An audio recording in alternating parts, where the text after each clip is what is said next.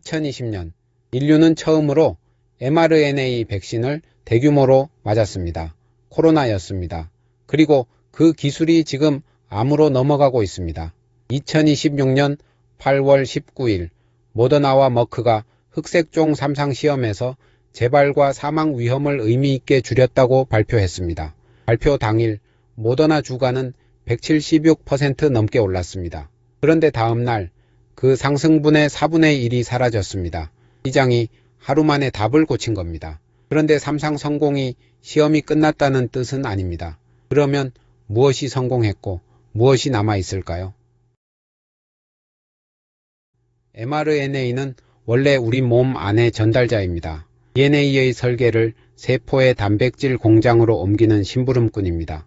코로나 백신은 이 원리를 빌렸습니다. 바이러스 표면 단백질의 설계도만 넣어주면 세포가 그 단백질을 만들고 면역계가 기억합니다.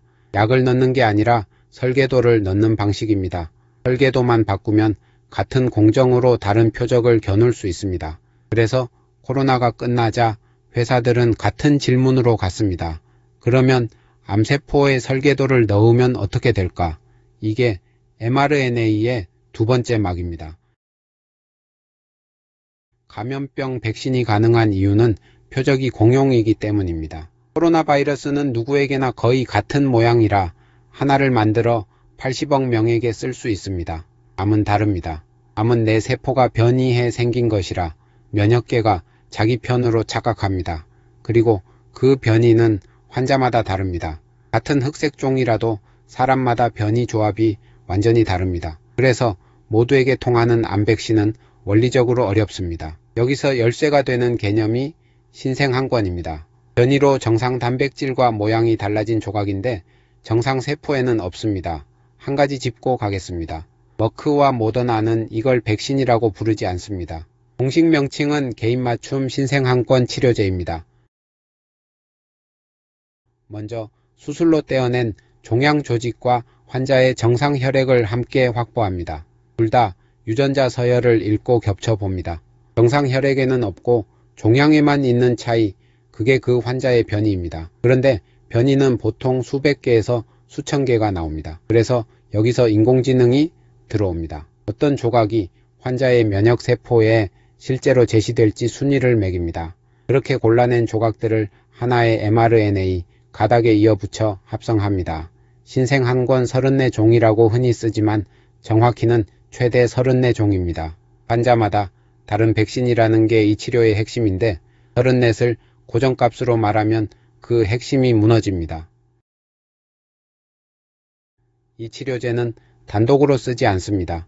머크의 키트루다와 함께 씁니다.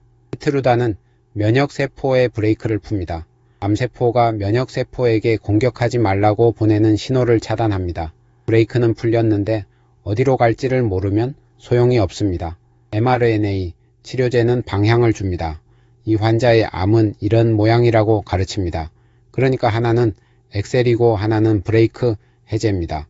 둘이 같이 있어야 작동한다는 가설입니다. 그래서 시험도 양쪽 군 모두 키트루다를 맞고 한쪽만 mRNA 치료제를 추가로 맞도록 짜였습니다. 용법은 1mg 근육주사 3주 간격 9번, 키트루다는 400mg 정맥주사 6주 간격 9번입니다. 치료제의 정식 이름은 인티스메란 오토젠이고 개발 코드는 V940입니다. 시험 이름은 인터패스 001입니다. 수술로 종양을 완전히 제거한 뒤 재발 위험이 높은 흑색종 환자가 대상입니다. 2비기에서 4기까지 1137명, 165개 기관, 26개국입니다. 이건 mRNA 치료제와 키트루다를 비교한 시험이 아닙니다. 양쪽 다 키트루다를 맞습니다. 환자는 2대1로 나뉘어 한쪽은 mRNA 치료제를, 다른 쪽은 위약을 더 맞습니다. 그리고 환자도 의사도 모르는 이중맹검입니다. 그러니까 이 시험의 질문은 하나입니다. 표준치료 위에 이걸 더 얹으면 더 좋아지는가? 결과는 무재발 생존이 의미 있게 개선됐다는 것입니다. 원격전이 없는 생존도 함께 개선됐습니다. 8월 19일 발표는 최종 결과가 아닙니다. 사전에 계획된 중간 분석입니다. 임상시험은 설계할 때 특정 시점에 중간 성적을 열어보기로 미리 정해둡니다. 그 문이 열린 것이고 회사는 통과 기준을 넘었다고 발표한 겁니다. 시험은 끝나지 않았습니다. 전체 생존을 보기 위해 계속 진행 중입니다. 그러니까 삼상 성공은 상용화 확정이 아닌 것뿐 아니라 시험 종료도 아닙니다. 미국 식품의약국 혁신치료제 지정은 2023년 2월, 유럽 프라임은 같은 해 4월입니다. 다만 두 지정은 3기와 4기 대상이고 이번 시험은 2비기부터 포함합니다. 그러면 얼마나 좋아졌을까요? 모릅니다. 위험비도, 신뢰 구간도, 피값도, 중앙값도, 사건 수도, 군별 인원도 공개되지 않았습니다. 3등급 이상 반응 비율과 투여 중단율도 아직 없습니다. 회사는 학회 발표와 논문을 예고했지만 어느 학회인지도 밝히지 않았습니다. 그래서 지금 도는 감소율 숫자들은 대부분 이전 시험 키노트 9사이에서 온 것입니다. 그 시험의 위험비 0.561, 그러니까 44% 감소는 중간 추적 약 23개월에서 24개월 시점 값입니다. 18개월은 다른 지표로 그 시점 무죄 발생존율이 78.6% 대 62.2%였다는 값입니다. 18개월에 44% 감소라고 붙였으면 두 개의 다른 수치를 섞은 것입니다. 단기 추적 결과도 나왔습니다. 5년 추적에서 재발 또는 사망 위험이 49%, 원격전이 또는 사망 위험이 59% 낮았습니다. 암치료에서 최종 기준은 무재발 생존이 아니라 전체 생존입니다. 재발이 늦게 오는 것과 더 오래 사는 것은 다른 이야기입니다. 그런데 이 약에는 아직 어디에도 전체 생존 이득이 없습니다. 이번 삼상에도 전체 생존이 평가 지표로 있지만 회사는 아직 성숙하지 않았다고 밝혔습니다. 키노트 9사이에도 전체 생존 결과가 있지만 사건 14건 기반 탐색적 분석입니다. 지금 확인된 건 재발이 늦어졌다는 것이고 더 오래 산다는 건 확인되지 않았습니다. 이건 이 약을 깎는 이야기가 아닙니다. 수술 후 보조치료 시험은 원래 이 순서로 갑니다. 다만 순서를 건너뛰어 읽으면 안 됩니다. 8월 19일 모더나는 176.97%, 올라 174.38달러로 마감했습니다. 그런데 다음날 24.56% 떨어져 131.55달러로 끝났습니다. 첫날 상승분의 상당 부분이 하루 만에 지워졌습니다. 첫날은 헤드라인에 반응했고 다음날은 세부가 없다는 사실에 반응한 것입니다. 위험비도, 이상 반응도, 허가, 일정도, 가격도 없습니다. 그러니까 시장도 삼상 성공과 상용화 사이의 거리를 다시 계산한 겁니다. 이 영상은 이 종목을 사라거나 팔라고 말하지 않습니다. 다만 이 이틀은 이 주제를 어떻게 읽어야 하는지 그 자체로 보여줍니다. 주가가 왜 튀었는지는 모더나의 재물을 보면 이해됩니다. 모더나 매출은 2021년 193억 달러였습니다. 코로나 백신 하나로 만든 숫자입니다. 그리고 2025년 매출은 19억 달러입니다. 2026년 2분기 매출은 1억 4,500만 달러, 순손실 7억 8,200만 달러입니다. 보유 현금 69억 달러인데 여기서 9억 5천만 달러를 소송으로 지급해야 합니다. 그러니까 모던에게 이 약은 여러 파이프라인 가운데 하나가 아닙니다. 코로나 이후를 증명할 유일한 카드에 가깝습니다. 기대가 큰 게 아니라 대안이 적은 것입니다. 머크 쪽 사정은 반대 방향입니다. 키트루다는 지난해 317억 달러를 팔았습니다. 그런데 키트루다의 주요 특허는 2028년부터 풀립니다. 그래서 머크는 두 가지를 동시에 하고 있습니다. 하나는 제형입니다. 피아주사 제형 키트루다 큐렉스가 지난해 9월 승인됐고 올해 2분기에 4억 6,300만 달러를 팔았습니다. 다른 하나가 병용 확장입니다. 키트루다에 무엇을 더해 새 적응증을 만드는 것인데 이 치료제가 바로 그 자리에 있습니다. 그러니까 이 협력은 자선이 아닙니다. 돈을 어떻게 나누는지도 정해져 있습니다. 머크는 2022년에 옵션을 행사하며 모던에 2억 5천만 달러를 지급했고 그 뒤로 개발비와 수익을 함께 나눕니다. 모더나가 플랫폼과 제조를 대고 머크가 키트루다와 세계 항암 영업망을 댑니다. 모던에게는 생존이고 머크에게는 절벽 대비입니다. 같은 약으로 피부 편평세포암을 겨눈 시험 인터패스 007이 있었습니다. 46명이 등록됐는데 2026년에 사업적 이유로 종료됐습니다. 사업적 이유는 효능이 나빴다는 뜻이 아니라 회사가 자원을 어디에 쓸지 골랐다는 뜻입니다. 왜 흑색종부터였을까요? 흑색종은 종양변이 부담이 높은 암입니다.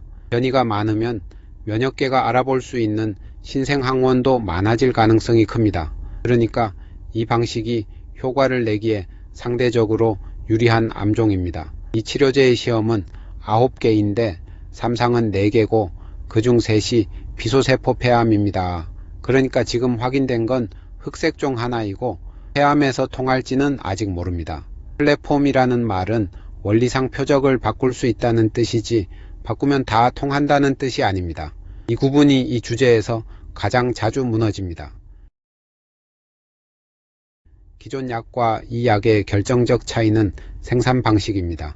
기존 약은 하나를 대량으로 만들어 두고 필요할 때 꺼냅니다. 이 약은 환자가 확정된 다음에야 그 환자용 배치를 만들기 시작합니다. 그래서 시간이 곧 제품의 일부가 됩니다. 이번 시험 프로토콜은 종양 절제 후 13주 안에 첫 투여를 하도록 정해두었습니다. 그 안에 서열 분석, 변이 대조, 선정, 합성, 품질 검사, 배송을 다 끝내야 합니다.